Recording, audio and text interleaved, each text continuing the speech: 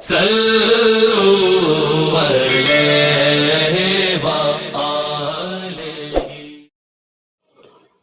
حضرت قتادہ رضی اللہ تعالی عنہ سے مروی ہے کہ رسول اللہ صلی اللہ علیہ وسلم نے فرمایا، اچھا خواب اللہ تعالی کی طرف سے ہے اور برا خواب شیطان کی جانب سے ہے۔